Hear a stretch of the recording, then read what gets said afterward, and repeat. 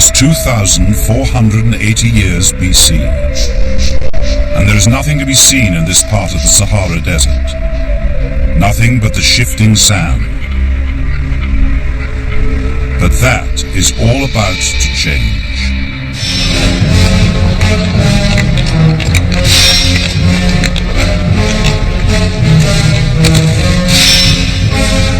When thousands of men are shipped here from all the provinces of ancient Egypt,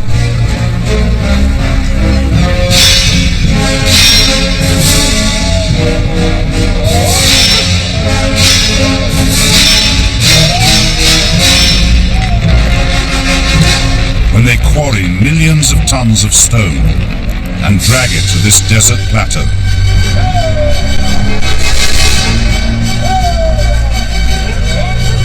to construct a tomb for Khufu, their king, built as they believe according to a secret code, with the power to perform a miracle.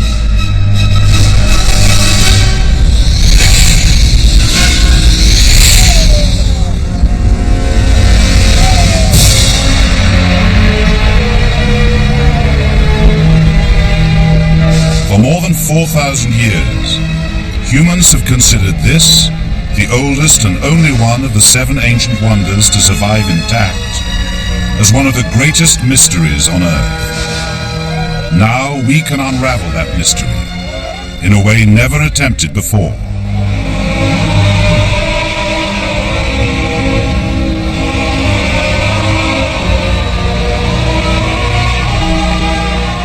By combining the latest historical research with the most up-to-date visual technology, we can travel back in time and see the Great Pyramid of Giza through the eyes of the men who built it, and one man in particular.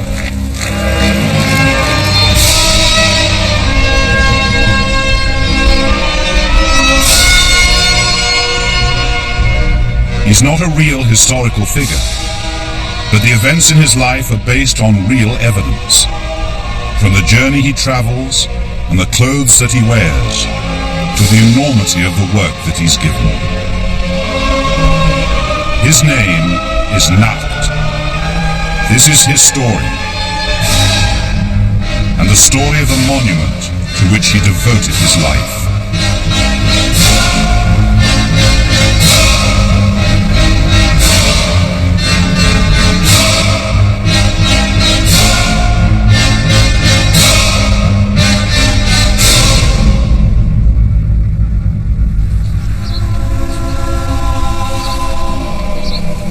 It's more than 40 years since the King's men came for us. They brought me here to labor on a task that mystified me. My life's work has been an attempt to understand it, and now my life's work is complete. They came for me one evening late in summer, in the village where I was born, the only world I had ever known.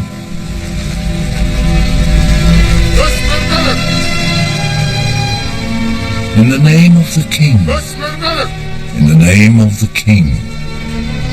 It always used those words when they'd come for my father and my grandfather before. Now they had come for my brother, Deba,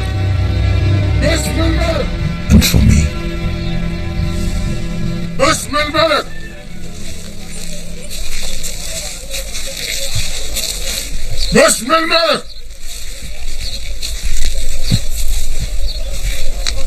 I remember my sister cried when we left.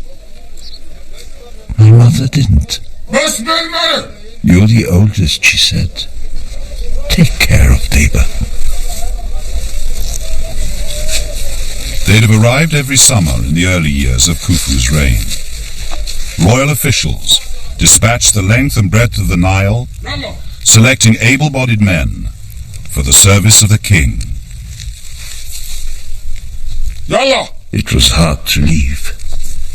We worried how the family would cope until we came back.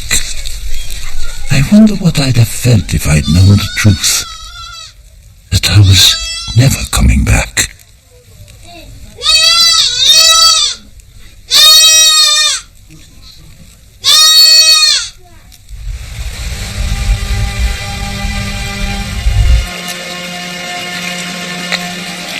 As we sat there, I had this sudden memory of stories grandfather had told me about great stone steps he'd built into the sky. I tried to imagine those steps. I couldn't. The official, a man called Karim R, went to the neighboring village for the others. Everyone chattered about where we were going and what we'd have to do, but no one really knew, and Karim R said nothing to explain. Just that we owed everything to the king, and that now we would have the chance to repay him.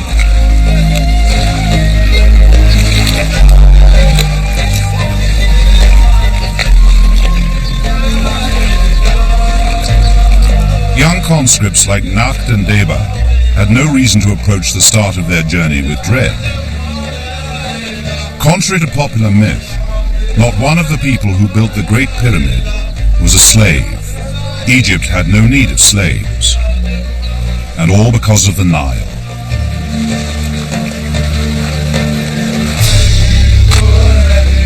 We joined in the familiar prayer. Hail to you, O Nile, sprung from the ground, who produces the barley and makes the wheat to grow. You rise, and the lands exult, and in everyone there is joy.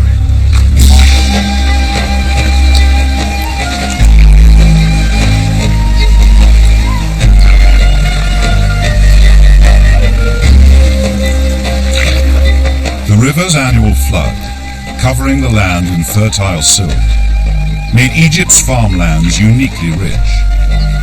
One of the first countries in history where the workforce didn't have to spend all its time growing food, but could labor on other things instead, such as building pyramids. Days passed and the boat became like home. But it was strange to have no work to do. The landscape still looked like it did near our village.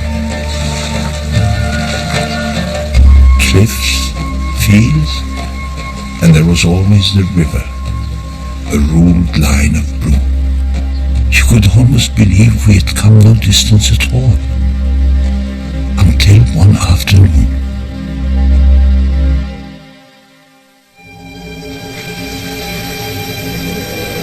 It was the hottest part of the day.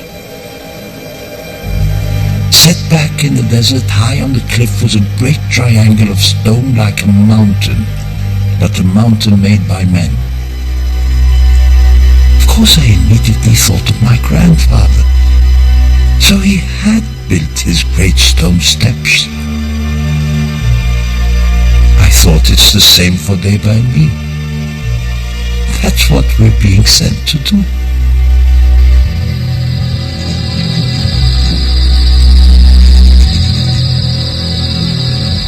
That evening we moored nearby.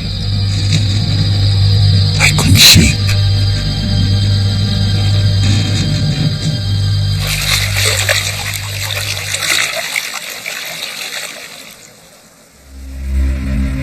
The stone steps Nakht had seen stand at Saqqara.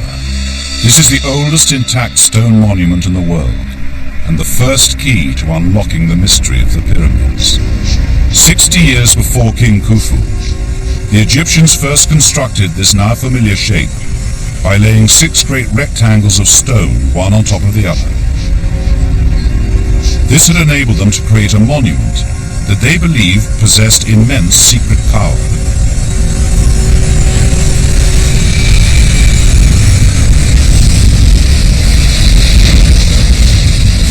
At the beginning of time, according to Egyptian myth, there was nothing but watery chaos. From that chaos had emerged the first mound of dry land, in the shape of a pyramid.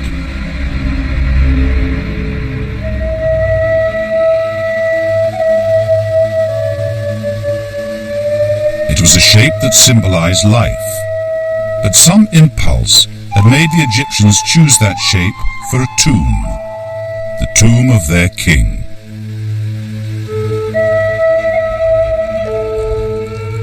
"60 years later, in 2480 BC, the same impulse had brought the new king, Khufu, out to the desert with a carefully chosen retinue.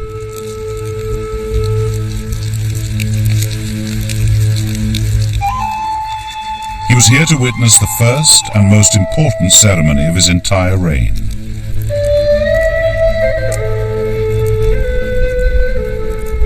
Contrary to some recent theories, the pyramids weren't built by people from outer space, but they were built by people obsessed with outer space.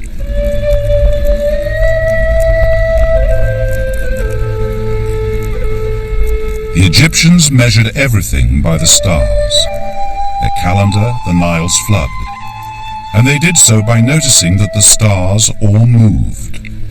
Everything in the night sky was in motion, everything but for one dark, still point. Round that dark, still point, two especially bright stars turned in a constant circle.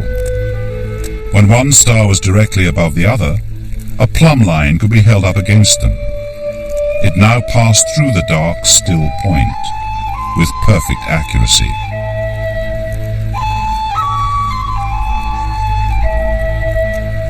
The single most important act in the building of the Great Pyramid had taken place before a stone of it was laid. But of this, Nakht and his fellow builders knew nothing.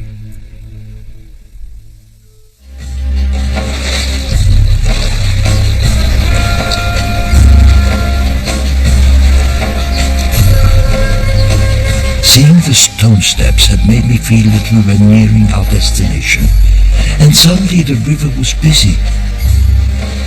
There were boats loaded with everything you can imagine. Cattle, goats, pots, produce, timber, stone, so much. More than any person could use in a lifetime. After 11 days drifting north on the Nile current, Nakht would have been a matter of hours from his journey's end. Giza.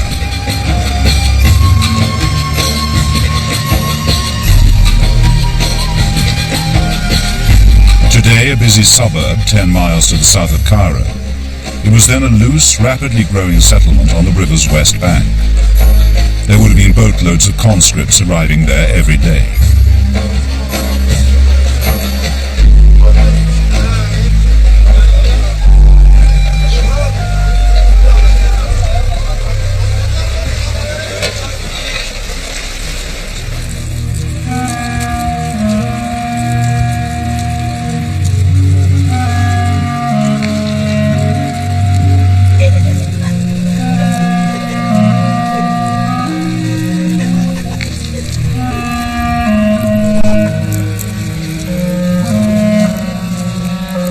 In a room at his Giza palace, Khufu's architects had long been planning to build the perfect pyramid. One that would dwarf all pyramids that had gone before or were to come after it. One that would remain the tallest structure on Earth until the Eiffel Tower was built in 1889. But first, they had to go back to basics. The plan was to build upward from a level base, gradually laying more than 200 horizontal courses of limestone blocks on top of one another, each course a little smaller than the last. The theory was simple. Putting it into practice must have seemed almost impossible. Preparations had begun in the first year of Khufu's reign. On the Giza plateau high above, the site had been leveled and swept. Then specialist masons had laid out the pyramid base, a perfect square of finished limestone blocks. Within that square was a natural limestone outcrop, which other masons had already cut into regular steps to form the pyramid core. The greatest of all building projects was ready to begin. All that was needed were the builders. Late that morning, we arrived at Giza.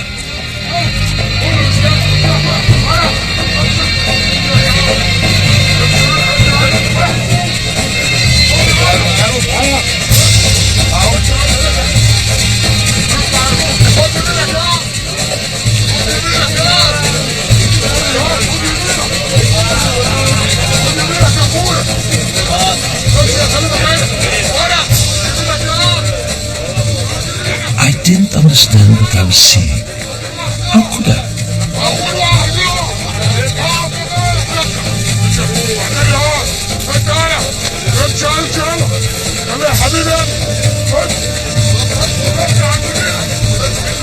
We left the river behind us and started to climb to the desert plateau above. I was uneasy. The desert was where the sun died each night.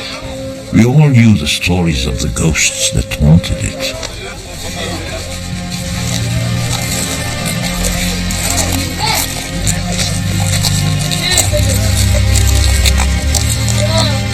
We'd been told there was a place for us up on the plateau near the end of a row of huts.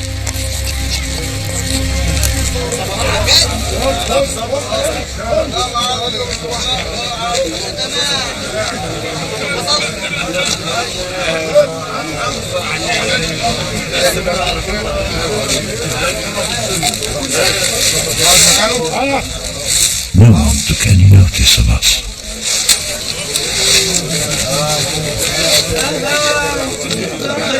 It turned out we had to share a reed mat on the ground.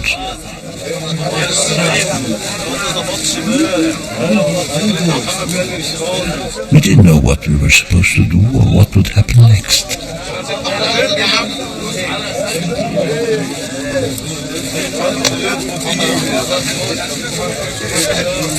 But my real journey is just beginning.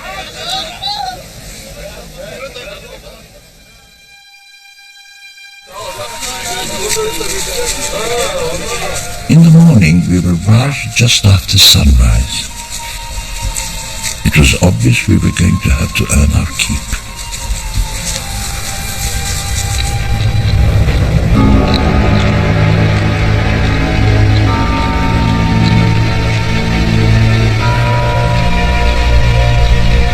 I thought that Giza could hold no more surprises. I was wrong.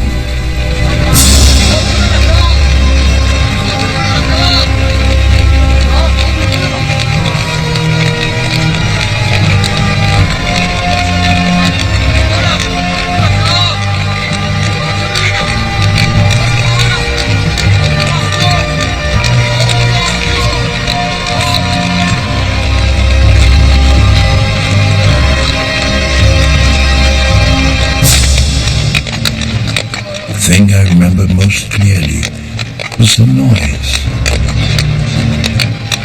We were put to work at once, carrying water. It was back-breaking.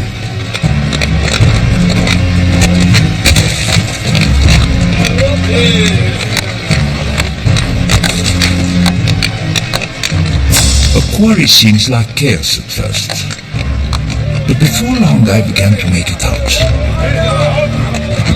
It's very highly controlled, the king's work. Everyone has a place and a purpose.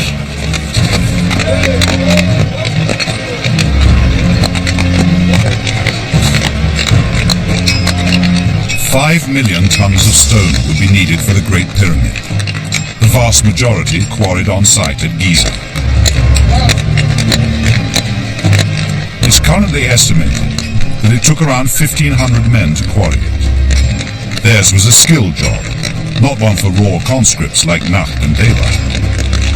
Each quarryman was issued with a copper chisel.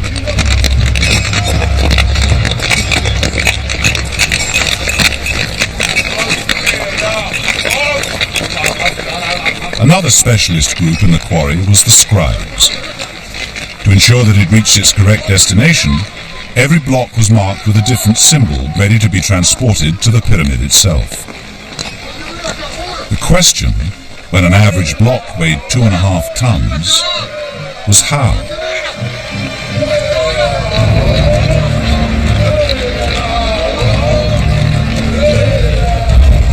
Within a few days we went from bringing water to the sharpeners to serving a gang who called themselves Khufu's drunkards.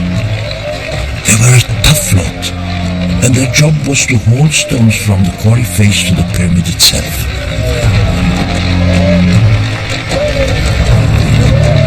Our foreman had singled us out as quick learners. Grandfather had always said, if you want to get on, keep in with the boss. We soon worked out there was a real knack to this work. Without water, the sledge would stick fast. Add just enough, and it slid easily. It's the tafra, the clay you get at Giza. Once it's wet, everything will slide on it.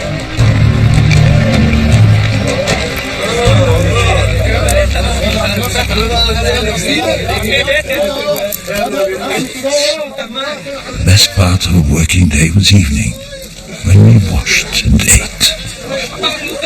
We'd work 9 days and rest on the 10th.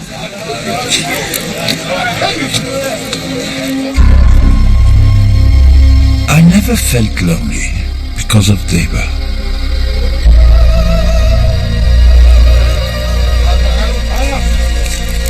At night we'd hear the lions out in the desert, and we'd talk of our villages. We may have said we were homesick, but in truth, we had become each other's family. We had all grown used to the rhythms of our barracks and our work. Rhythms that never changed. Until one morning. We'd been at Giza a little less than a year. It was nearly noon, and we had broken for something to eat when Yunu came to us. We were to report for a new job, away from our designated corner of the quarry. The quarry at Giza was about half a mile to the south of the actual pyramid site. And because of strict demarcation, those working around the quarry face would not have set foot on the pyramid itself. The site could only be accessed by the means of 2 huge ramps, one running up directly from the quarry to the pyramid, the other running from the pyramid to the Nile. They met at the pyramid's southwest corner.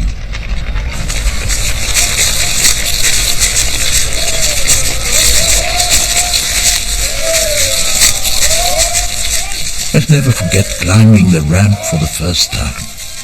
I had never been so high in my life, and it was the first time we had seen the pyramid from close up.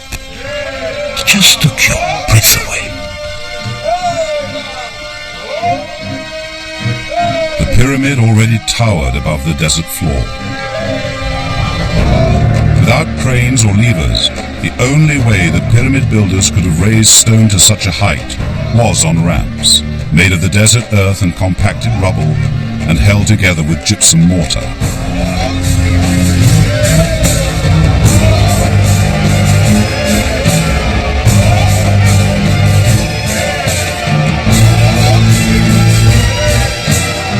Each and every working day for around 16 years, 1,000 tons of stone were quarried, cut and dragged up onto the surface of this immense construction project.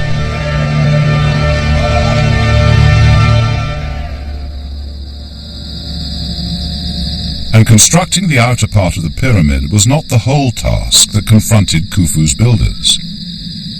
From outside, the pyramid looks like a solid structure, but as a tomb, it had to contain a burial chamber. Uniquely, the Great Pyramid was to accommodate not 1, but 3. One chamber was raised some 100 feet up in the actual masonry, and directly beneath it was another, dug into the rock of the desert floor.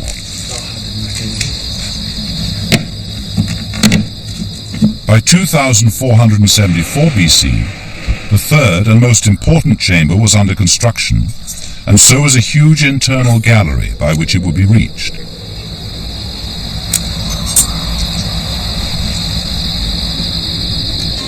The top of the pyramid in progress was a plateau, roughly the size of 10 football fields joined together.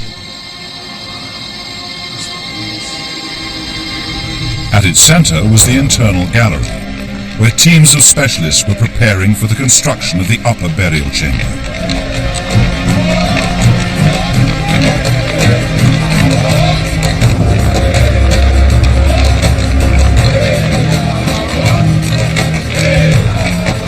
Yunu enrolled Depa and me in a work gang hauling blocks, in a great central passageway for a chamber that was being constructed at the very top.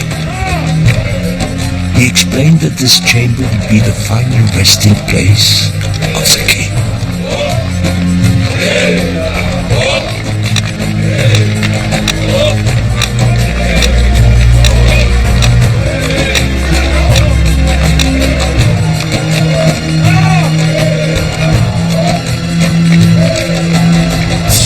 The steep slope of the passageway made the work exhausting.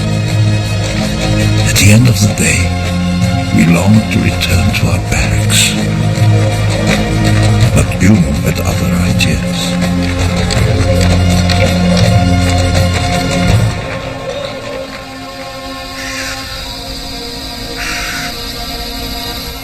Of course, we knew of the compound where all the full-time workers and the supervisors lived, but we'd never been there.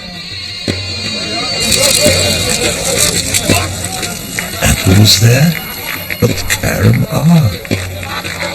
He was, as always, at the center of things.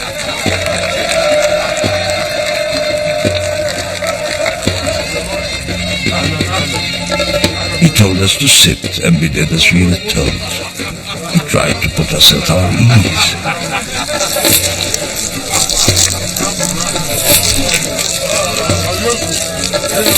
Live life to the full, he said.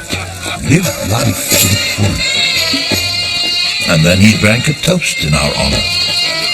We couldn't understand it.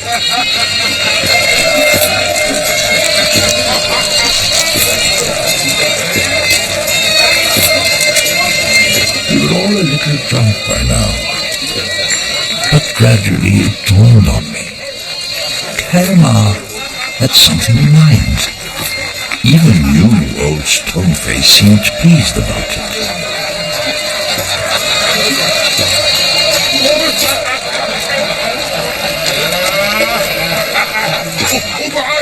She is a fertile field, he shouted. A fertile field for her lord. And she was Yunu's youngest daughter. Her name was Parasa. It was Depa who'd been chosen as her husband.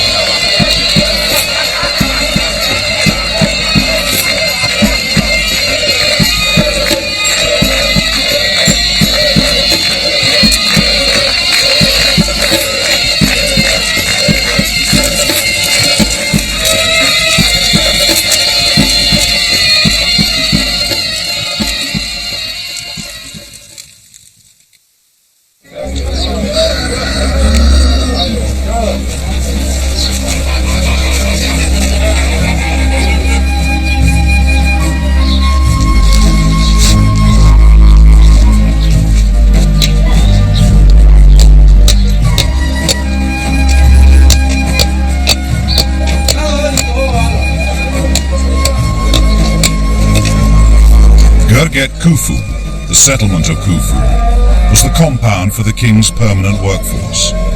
These people were part of his court.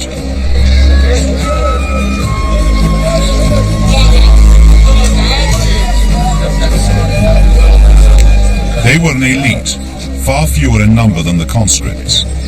They had special skills, and their children would have been apprenticed here to masters to ensure those skills were passed on.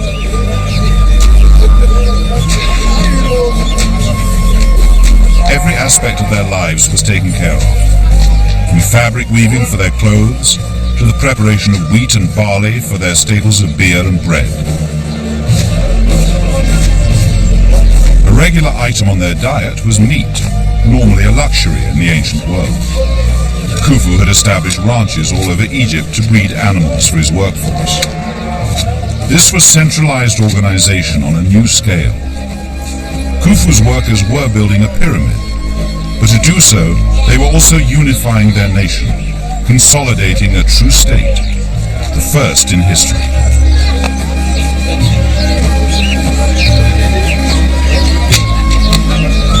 Deba and I were as happy that morning as we had been since arriving at Giza. I just felt so proud. Me, Nat, from a little village, one of the king's men now. No more work in the quarry, work on the pyramid, responsibilities. We belonged.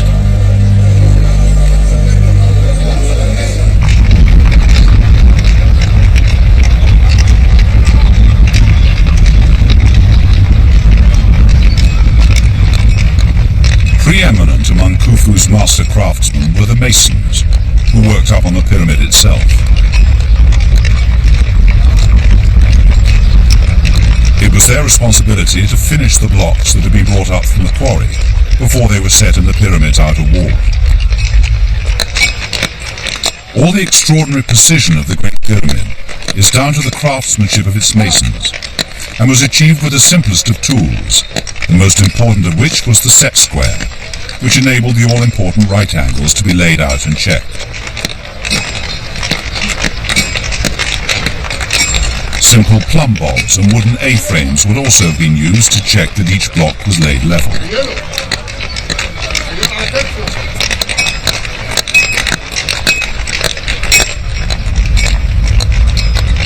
Once the stone was finished to the mason's satisfaction, the setters could at last fit it in the pyramid's outer wall.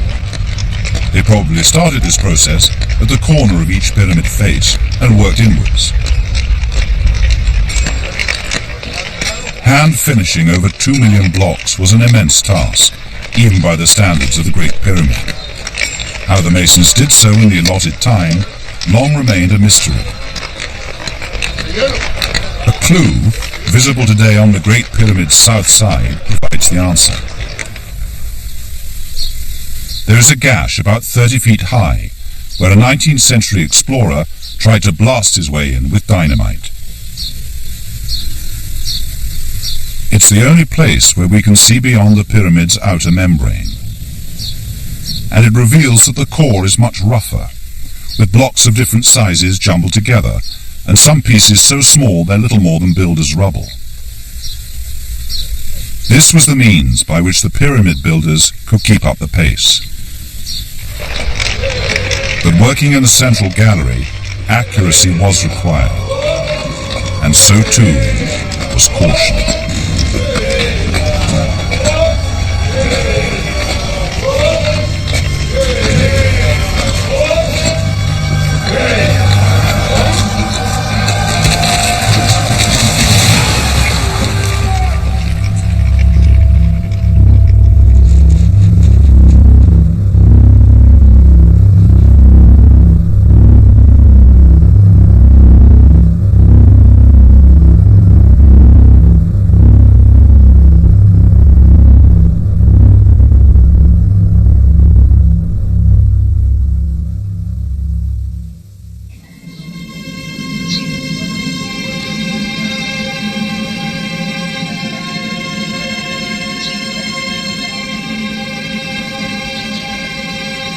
All these years I had been working on a tomb, and until now I had never thought of death. When Deba died, a vision came back to me. Once, when we were tiny, we had seen a great glittering boat sweep past our village.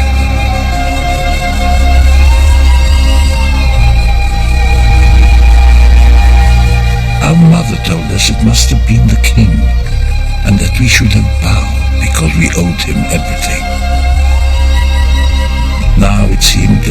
that mattered to me had been taken away. And all in the name of the king.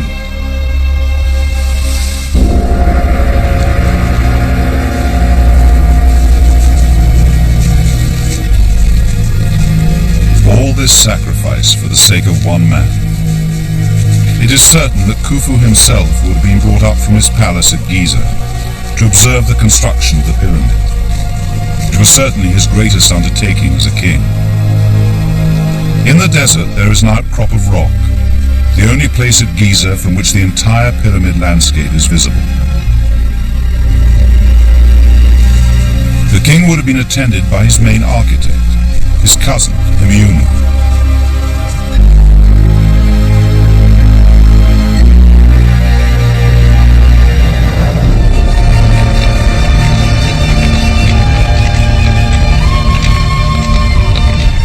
Beneath them, the king would have been able to see some 25,000 workers.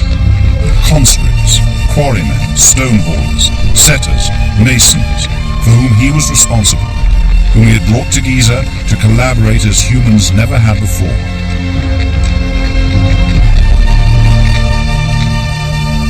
What had driven him to do it? To answer that question long seemed only a distant possibility. Until, just over a century ago, archaeologists working on the pyramid of a later king called Unas unearthed a chamber whose walls were covered in Egyptian hieroglyphs. The pyramid texts provide a tantalizing glimpse into the minds of the men who built the pyramids. From these spells, incantations, and riddles, a story emerges, the story of a journey. The king travels, and travels up. His journey is described in many ways, as a falcon, or with the aid of natural storms of wind and hail and lightning.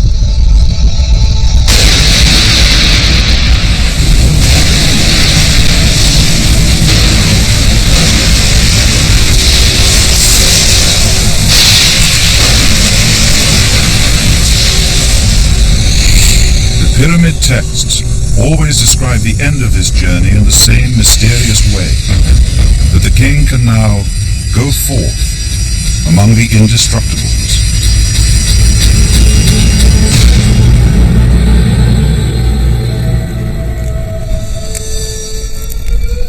To understand this mystery is to understand the very purpose of a pyramid. But these mysterious beliefs were not widely understood. They were the preserve of an initiated few.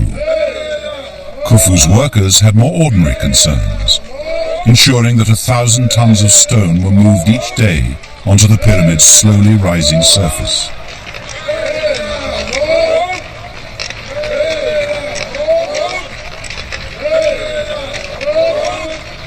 "5 years passed after Deba's death.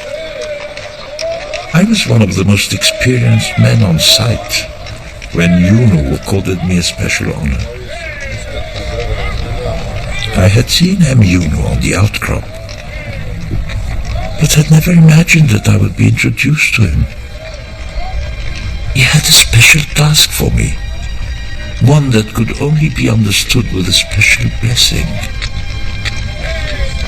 Words that were to change my life.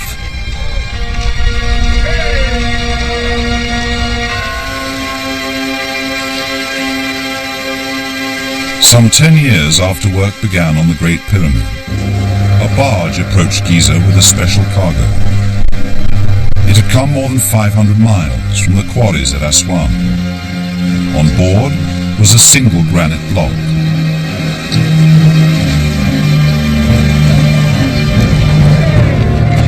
The block was one of 9 that were being brought to Giza, together the most vital 9 blocks of all the millions that make up the Great Pyramid. Each one weighed upward of 50 tons, and 200 men would be required to move it.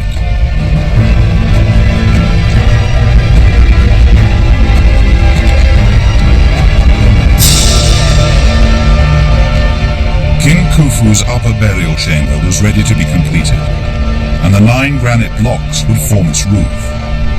Each block had to be dragged across the unfinished pyramid and put in place above the chamber beneath.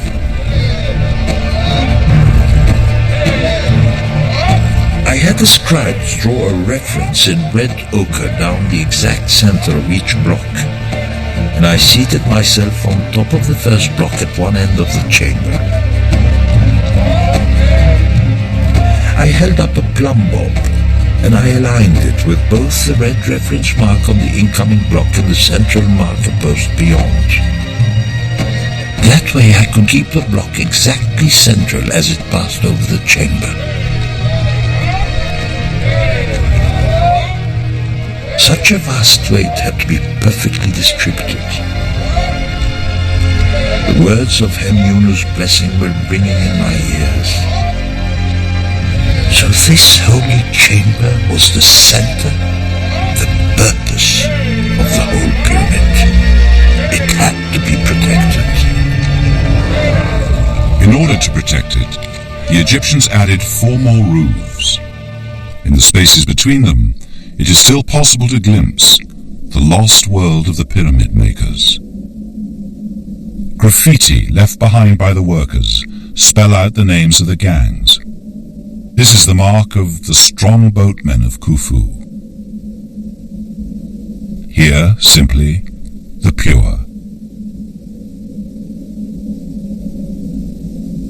It is even possible to see the red ochre reference marks, the means by which 4,500 years ago, master stone movers guided in the granite blocks with such phenomenal precision.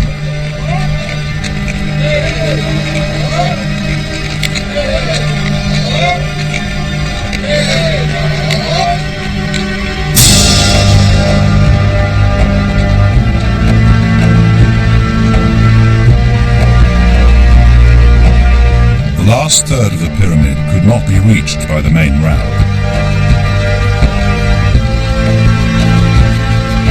Instead, a spiral ramp was used, supported on the stepped sides of the pyramid and climbing up with it.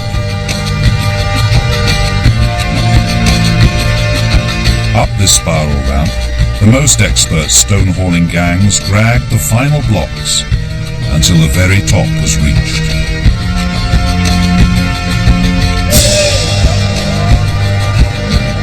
It fell to my gang to lay the capstone.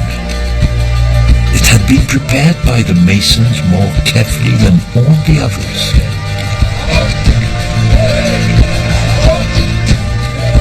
Its sides were perfectly smooth, but beneath there was a plug of rock left protruding.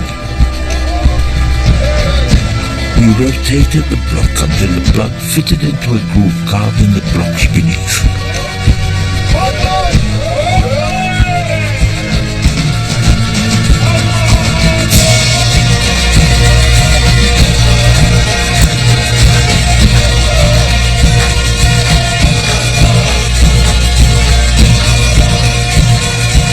All those years of labor seemed concentrated in these final moments.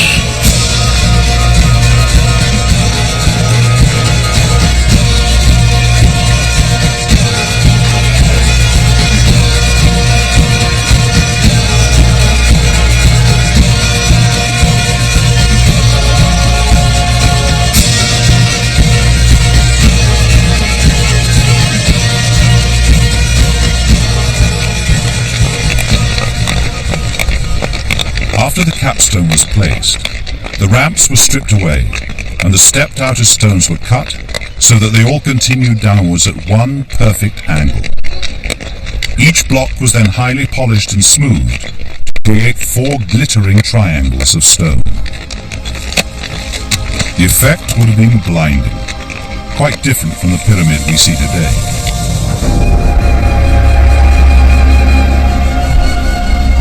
In about 2463 BC, Khufu set out once again from his palace.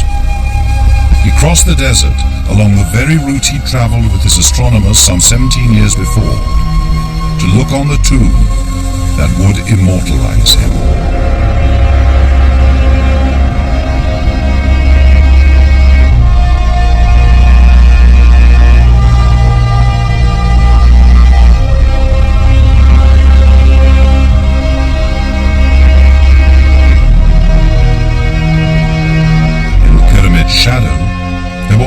3 smaller pyramids for his queens. To the east of the pyramid, a great stone causeway stretched down to a temple by the edge of the Nile. This was the place to which Khufu's body would be brought when the day of his death came at last.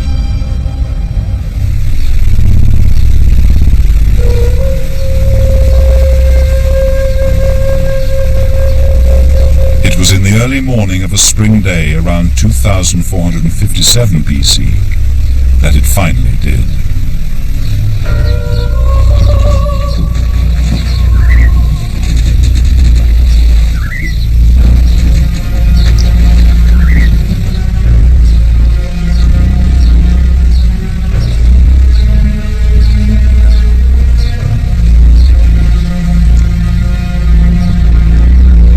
The king's coffin was of aromatic cedar, a rare and precious wood. It's likely that little else would have accompanied it. The extravagant gold and riches we associate with Tutankhamun belong to a much later age.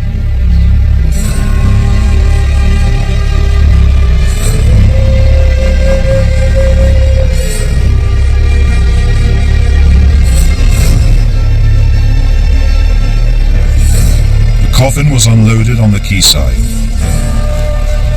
It was as if the last stone of the whole structure was being put in place, and the most important stone.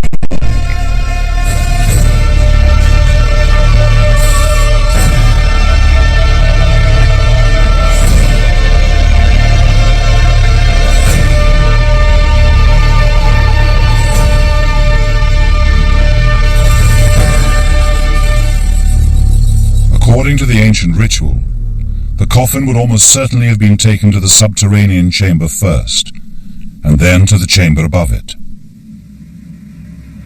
The final part of the journey would have been to take the coffin to the third chamber. It would have passed up this soaring gallery, once just a rough chasm of rock.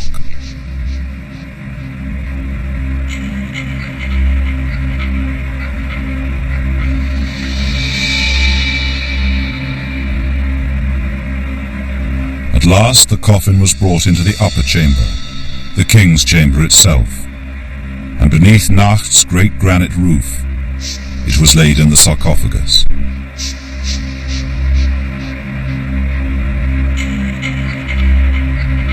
The Great Pyramid was about to fulfill the purpose for which it had been built.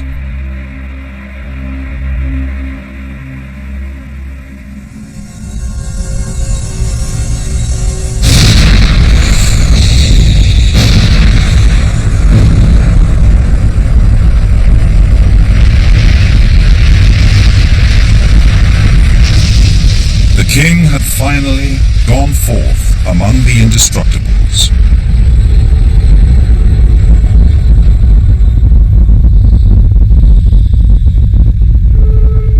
This was the reason for locating the dark, still point all those years before.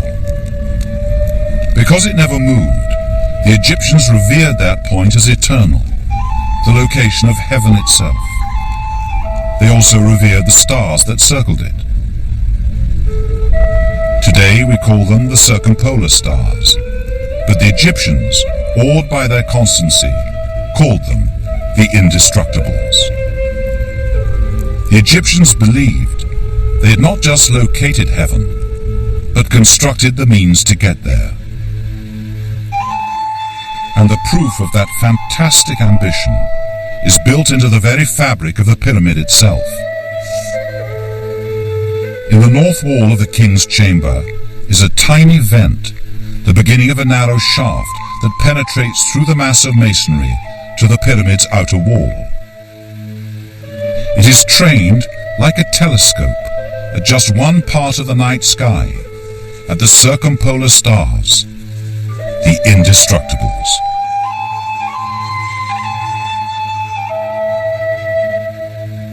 Khufu's builders believed they had constructed a resurrection machine, a machine that secured eternity, and not just for their king.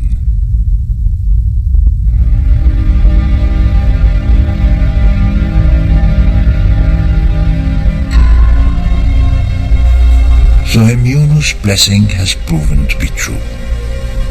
The king will rise again, and Anu shall cause his pyramid to be good and sturdy. They too will rise with him. They will share eternal possession of his crown.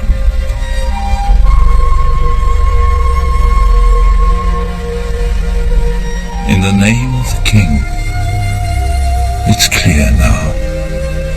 In the name of the king.